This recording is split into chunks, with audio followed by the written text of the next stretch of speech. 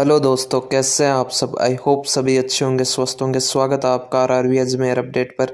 आज की वीडियो में अपन बात करने वाले रेलवे में छुट्टियां किस प्रकार मिलती है, क्या क्या उनके रूल होते हैं, वो सारी बातें अपन जानने वाले हैं। इससे पहले अगर आप चैनल पर नए हो तो चैनल को ज़रूर सब्सक्राइब कीजिएगा, साथ ही बेल आइकन भी प्रेस कर लीजिए। इस चैनल पर मैंने काफ़ी वीडियोज़ बनाए, जैसे रेलवे ट्रैक मशीन की जो जो प्रोफाइल है वो बताइए, पॉइंट्समैन की बताइए, और जो ट्रैकमैन है उनकी बताइए। साथ ही आप चैनल के डिस्कशन ग्रुप को भी ज्वाइन कर सकते हैं, जिसकी लिंक मैं आपको डिस्क्रिप्शन बॉक्स में दे दूंगा। तो चलिए वीडियो को स्टार्ट करते हैं। अब अपन बात करें रेलवे कितनी प्रकार की लीव देती है, तो आपको टोटल 11 प्रकार की लीव रेलवे देती है। अपन देखते हैं, जैसे पहली है CL, जिसे कैजुअल लीव बोलते हैं। इस पर आपका पूरा अधिकार होता है, आप इसको बिना किसी परमिशन से ले सकते हैं। ठीक है। सेकंड है LAP, जिसे लीव ऑन एवरेज पे बोलते हैं। ठीक है। और जो थर्ड है वो HLAP, जिसे हाफ लैप बोलते हैं। फोर्थ है स्टडी लीव, अगर आपको किसी तैयारी करनी है। ये लीव आपको सिर्फ रेलवे, अगर आप रेलवे की और प्रिपरेशन कर रहे हैं तो उसी के लिए मिलती है। ठीक है। आपको डिटेल में बताऊंगा कैसे क्या होता है। फिफ्थ है NH, नेशनल हॉलीडे लीव हो गई। ठीक है। सिक्स्थ है फेटर्निटी एंड मैटरनिटी लीव। ठीक है। जब आप माता पिता बनते हैं तो आपको ये लीव मिलती है।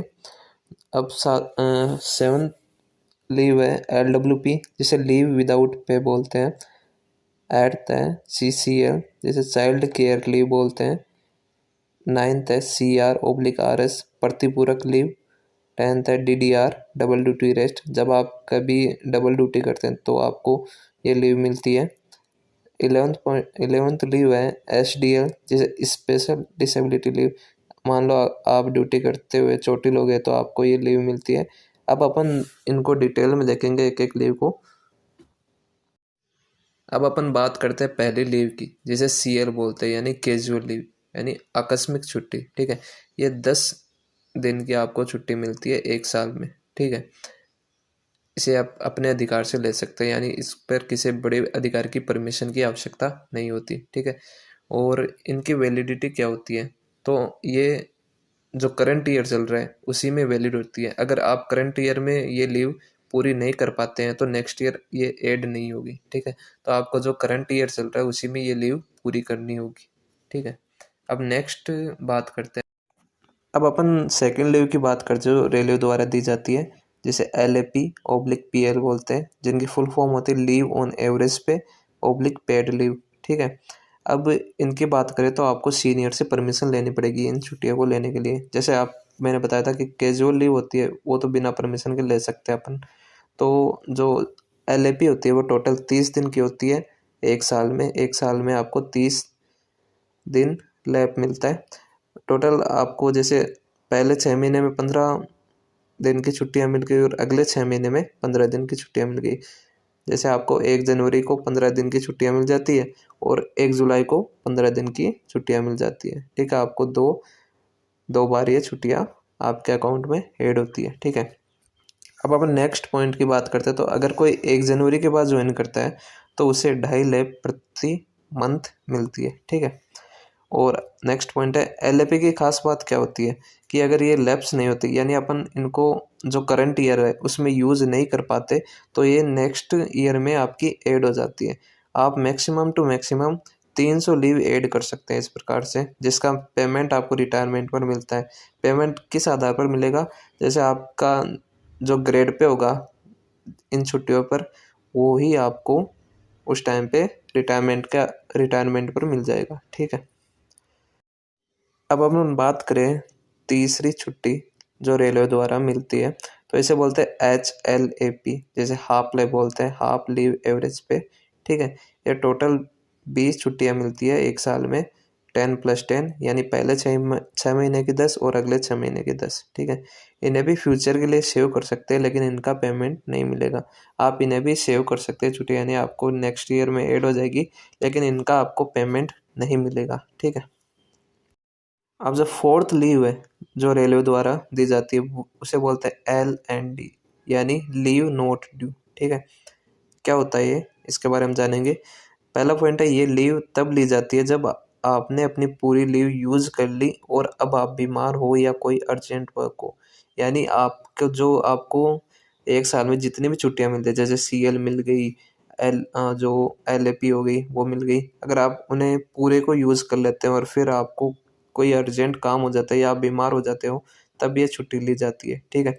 तो इसके लिए आपको अपने सीनियर से रिक्वेस्ट करनी पड़ेगी, यानी आपको अपने सीनियर से रिक्वेस्ट करनी पड़ेगी कि इस छुट्टी के लिए, वो सीनियर पर डिपेंड करेगा कि आपको छुट्टी दे या ना दे, ठीक है। अगर आपको इस लीव पर अप्रूवल मिलता है तो आपकी नेक्स्ट ईयर लीव में से ये कम हो जाती है। यदि आपको छुट्टी मिल जाती है तो वो जो नेक्स्ट ईयर में आपको छुट्टी मिलेगी उनमें से ये छुट्टियाँ कम हो जाती है, ठीक है। अब जो रेलवे के द्वारा 5वीं लीव दी जाती है उसे बोलते हैं स्टडी लीव, ठीक है। ये लीव तभी मिलती है जब आप रेलवे से रिलेटेड स्टडी करते हो, ठीक है। पहली बात तो यही होगी कि ये लीव तभी मिलती है जब आप रेलवे से रिलेटेड स्टडी करते हो। अगर आप अदर कोई किसी एग्ज़ाम की तैयारी कर रहे हो तो आपको ये लीव अप्रूवल नहीं मिलेगा इस पे, ठीक है। इन लीव पर वेलफेयर इंस्पेक्टर से अप्रूवल लेना पड़ता है, ठीक है। जो ये छुट्टियाँ मिलती है इनके लिए वेलफेयर इंस्पेक्टर से आपको परमिशन या अप्रूवल लेना पड़ेगा, ठीक है।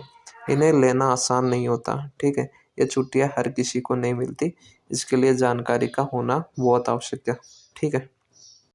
अब जो छठी प्रकार की लीव आपको रेलवे द्वारा मिलती है वो होती है मैटरनिटी या फैटर्निटी लीव। जब आप माता पिता बनते हो तब आपको ये छुट्टी मिलती है, ठीक है। अगर आप मदर हो तो आपको 180 दिन की छुट्टी मिलती है, यानी आपको 6 महीने की छुट्टी मिलती है।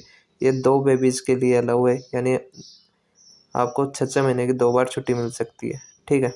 अब सेकंड बात आती है फादर के लिए, तो आपको 15 दिन की छुट्टियाँ मिलेगी अगर आप पिता बनते हो। आपके लिए बच्चा होने के 15 दिन पहले मिलती है, इन्हें आप आने वाले 6 महीनों में यूज़ कर सकते हैं, ठीक है। अब नेक्स्ट है ओनली फॉर मैरिड। ऐसा नहीं होना चाहिए कि आपकी गर्लफ्रेंड प्रेग्नेंट है और आप लीव के लिए अपने सीनियर से लड़ रहे हो। बहुत तेज हो रहा है, बहुत तेज हो रहा साल। अब जो 7वीं प्रकार की लीव है जो रेलवे द्वारा दी जाती है वो उसे बोलते हैं LWP, यानी लीव विदाउट पे, ठीक है। इसमें क्या क्या कंडीशन होती है या किस प्रकार ये ली जाती है, तो पहला पॉइंट है आप छुट्टी लेना चाहते हैं ये बोलकर कि हमारी सैलरी से पेमेंट काट लेना, ऐसा प्रावधान रेलवे में नहीं है, ठीक है। अब जो 7वीं प्रकार की लीव जो रेलवे द्वारा दी जाती है उसे बोलते हैं LWP, यानी लीव विदाउट पे। ये किस प्रकार होता है इसकी डिटेल आपको देता हूँ। यानी आप छुट्टी लेना चाहते हो ये बोलकर कि हमारी सैलरी से पेमेंट इस छुट्टी का काट लेना, तो ऐसा प्रावधान रेलवे में नहीं है, ठीक है। और अगर आप बिना सीनियर को इन्फॉर्म किए छुट्टी ले लेते हैं तो आपके खिलाफ चार्जशीट फाइल हो सकती है और आपके इंक्रीमेंट भी रोके जा सकते हैं। साथ ही आपको डिपार्टमेंटल जो भी एग्ज़ाम होता है उससे भी वंचित रखा जा सकता है, तो इस बात का आपको ध्यान रखना है। अब जो अब अपन बात करने वाले 8वीं प्रकार की लीव के बारे में जो रेलवे द्वारा दी जाती है, जो है नेशनल हॉलीडे, यानी आपको 12 छुट्टियाँ मिलेगी एक साल की, ठीक है। अगर आप नेशनल हॉलीडे पर भी ड्यूटी करते हैं तो आपको अलग से 400 रुपये का अलाउंस मिलता है। लगभग 400 रुपये का अलाउंस आपको नेशनल हॉलीडे का मिलता है। कब? जब आप ड्यूटी करते हो नेशनल हॉलीडे पर, ठीक है। और साथ ही आपको एक एक्स्ट्रा लीव भी रेलवे द्वारा दी जाती है। अब जो 9वीं प्रकार की लीव है उसे बोलते हैं स्पेशल लीव। ये क्या होती है? ये मिनिमम 1 दिन से 90 दिन तक ली जा सकती है, ठीक है। ये रेलवे मैनुअल एक्ट से मिलती है, ठीक है। इसके लिए रेलवे ने एक फॉर्मेट बना रखा है, उसी के अकॉर्डिंग आपको ये छुट्टियाँ मिलती है। तो जैसे अगर आप खिलाड़ी हो, ठीक है, तब मिल जाती है। आप नेशनल प्लेयर हो, स्टेट प्लेयर हो, तब आपको ये छुट्टी मिल जाती है। साथ ही रेलवे से रिलेटेड कोई भी प्रोग्राम हो, जैसे कोई भी खेल वगैरह हो या कोई भी प्रोग्राम होता है तो उसके लिए ये लीव आपको मिलती है। अब अपन 10वीं प्रकार की लीव के बारे में बात करेंगे जो रेलवे द्वारा दी जाती है, जिसे बोलते हैं स्पेशल डिसेबिलिटी लीव या इंसिडेंट ऑन ड्यूटी, ठीक है। तो ये क्या होती है? ये लीव तब मिलती है जब आपके ड्यूटी करते समय दुर्घटना हो जाती है, ठीक है। यानी आप ड्यूटी कर रहे हो और आपके साथ कोई घटना हो गई तो आपको ये, और आप चोटिल हो गए तो आपको ये लीव मिलती है, ठीक है। ये लीव मैक्सिमम 2 ईयर तक मिल सकती है। अगर आप, यानी 2 साल के बाद भी आप सही नहीं होते हो तो आपको रेलवे की किसी अन्य पोस्ट पर जिस पर वर्कलोड कम होता है तो आपको वो पोस्ट दे दी जाएगी, ठीक है। अब अपन बात करने वाले 11वीं प्रकार की लीव जो रेलवे द्वारा दी जाती है, जिसे CR/RS बोलते हैं, यानी प्रतिपूरक बोलते हैं। ये क्या होती है? प्रतिपूरक यानी आपको वीकली 1 दिन का ऑफ मिलेगा, ठीक है। ये छुट्टी वीक के किसी भी दिन मिल सकती है, ज़रूरी नहीं है कि संडे को ही मिले। जैसे अपने संडे की छुट्टी होती है, वो ज़रूरी नहीं कि रेलवे में आपको संडे की मिले, वो आपको मंडे को भी मिल सकती है, ट्यूसडे, किसी भी दिन मिल सकती है, ठीक है। और सेकंड पॉइंट है, अगर आपको छुट्टी के दिन काम करने जाना पड़े तो आप किसी भी अन्य दिन छुट्टी ले सकते हैं, ठीक है। ये सेकंड बात हो गई। और तीसरी बात है, मैक्सिमम 3 CR बचा सकते हैं और उन्हें एक साथ यूज कर सकते हैं, यानी आप ऐसे करके 3 CR अपनी बचा सकते हो और आप एक साथ इन छुट्टियों का यूज कर सकते हैं, कोई भी ट्रिप प्लान कर सकते हैं, ठीक है। अब अपन बात करें 12वीं प्रकार की लीव जो रेलवे द्वारा दी जाती है, इसे बोलते हैं चाइल्ड केयर लीव, ठीक है।